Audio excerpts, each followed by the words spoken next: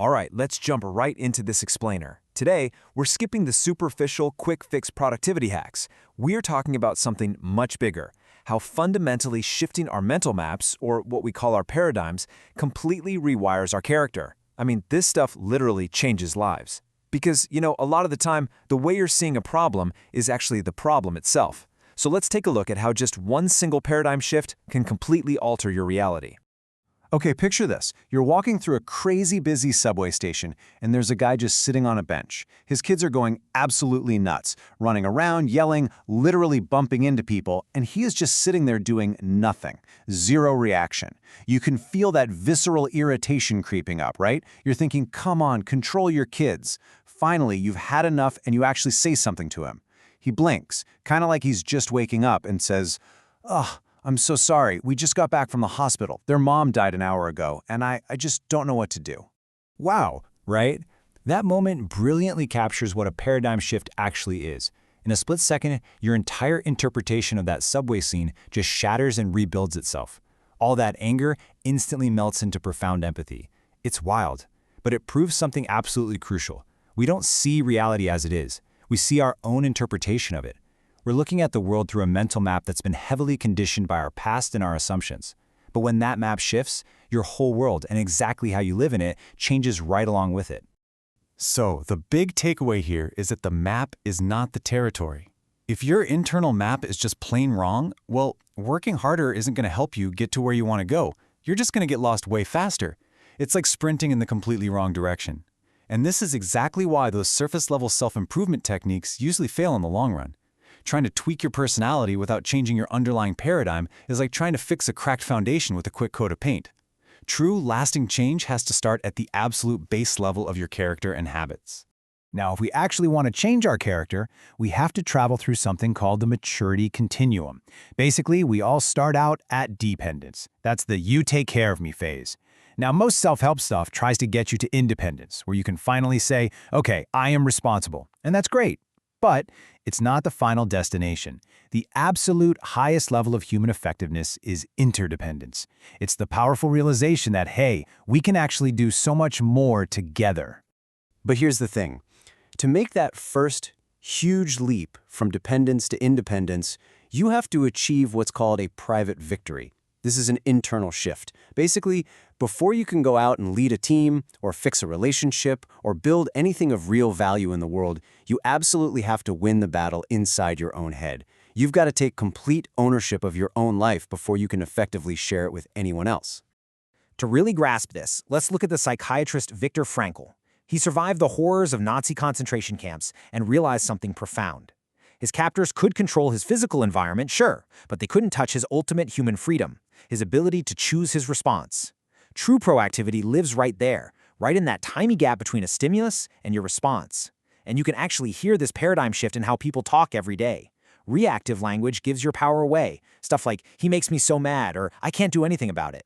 But proactive language, it reclaims that power. I control my feelings. I choose my response. This leads us to a seriously powerful mental model. We all have a circle of concern, right? This is everything we worry about, the economy, terrible traffic, or what random strangers are saying on the internet. But inside that is our circle of influence. These are the things we actually have control over, like our attitude and our daily habits. The trick is, highly proactive people focus their energy exclusively on that inner circle of influence, and by working on what they can actually change, their influence naturally grows. Reactive people, they waste their time complaining about the outer circle, and their actual influence just keeps shrinking. All right, let's move on to the next habit. Imagine you're walking into a funeral. You stroll up to the front, look around, and suddenly you realize this is your own funeral. A family member, a friend, and a coworker are all scheduled to speak. What do you actually want them to say about you? What kind of person do you want to have been? Seriously, take a second to think about it. Because whatever legacy you just pictured in your head, that right there is your life's true mission. That little thought experiment highlights a really fundamental truth. Everything is created twice, first in your mind and then out there in reality. If you aren't intentionally designing your life in your head first, if you haven't defined your personal mission, you're just going to end up building your life by default. You'll drift. You'll just react to whatever fire is burning brightest today. You could end up being incredibly busy and highly efficient, only to realize years later that you've been vigorously climbing a ladder leaning against the completely wrong wall.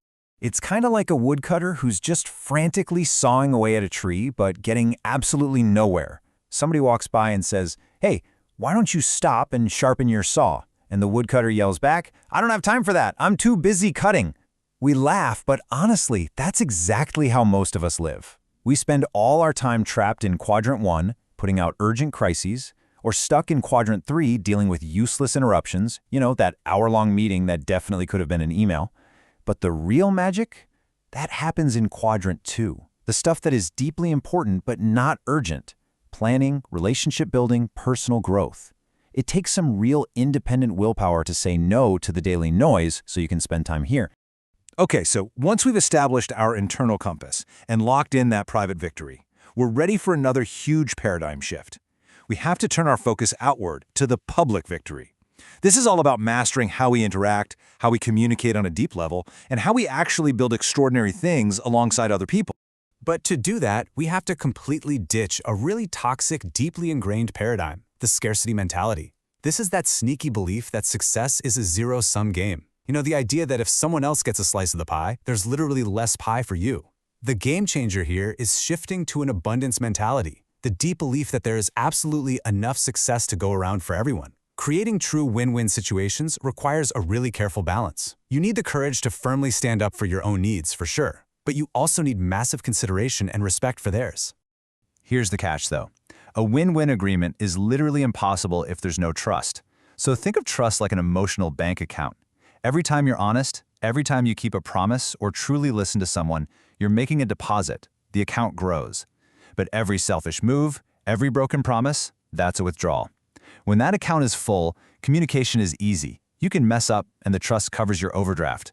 But when it's empty, man, every single word you say is heavily scrutinized and second-guessed.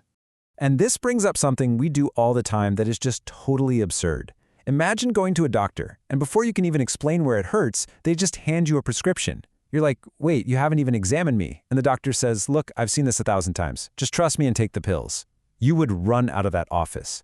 But crazy enough, this is exactly how we treat our relationships. We are so quick to jump in with advice and prescribe our own solutions before we've actually taken the time to diagnose and understand what the other person is going through.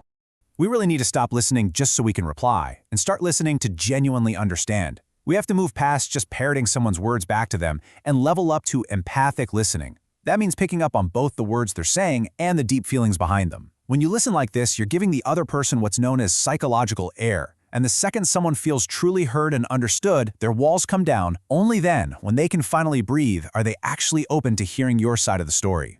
When you combine that high level of trust with high cooperation, you move way beyond basic compromise. You don't just meet in the middle where everybody leaves a little bit annoyed. No, you enter into synergy. Synergy is that magical third option. It's a massive paradigm shift where you stop seeing differences of opinion as threats and start seeing them as brand new territories to explore. It's like planting two different plants in the same soil. Their roots intertwine, and together they grow into something much stronger and more brilliant than either ever could have on its own. Now finally, we hit a really critical point in this whole journey. Because even if you master every single one of these habits, you're still going to face a massive threat to new paradigms. It's the silent, creeping danger of burnout. Personal growth isn't just something you achieve once, check off a list, and forget about. It is a living, breathing thing that you have to actively maintain. You've probably heard the old fable about the farmer with the goose that laid golden eggs. The guy gets greedy, wants all the gold right now, so he kills the goose only to find nothing inside. We do this to ourselves constantly. We get so wrapped up in the hustle, totally obsessed with our results, our golden eggs, that we push through the exhaustion, sacrifice our health, and neglect our relationships. We are quite literally killing the goose, our own mind and body, that produces the success in the very first place. So, to keep our paradigm sharp and our effectiveness high, we absolutely have to schedule time for renewal. And this happens across 4 dimensions. We've got to maintain our physical health with sleep, exercise, and good food. We need to stay grounded spiritually by connecting with our values and what gives us meaning. We have to keep our minds sharp through reading, writing, and continuous learning. And of course, we need to invest heavily in our social and emotional connections. This isn't just some optional final step. It's the continuous, life-giving engine that keeps all the other habits running. So, as we wrap up this explainer, I really want to leave you with a question to chew on. We've seen how intensely a paradigm shift can change your life, right? from that visceral realization in a subway car to building deep, lasting synergy with the people you care about. So take a hard look at your own life right now. Are you truly being effective, moving with intention toward a meaningful goal? Or are you just incredibly busy, running as fast as you can on the completely wrong map, just waiting for a sudden paradigm shift to finally wake you up?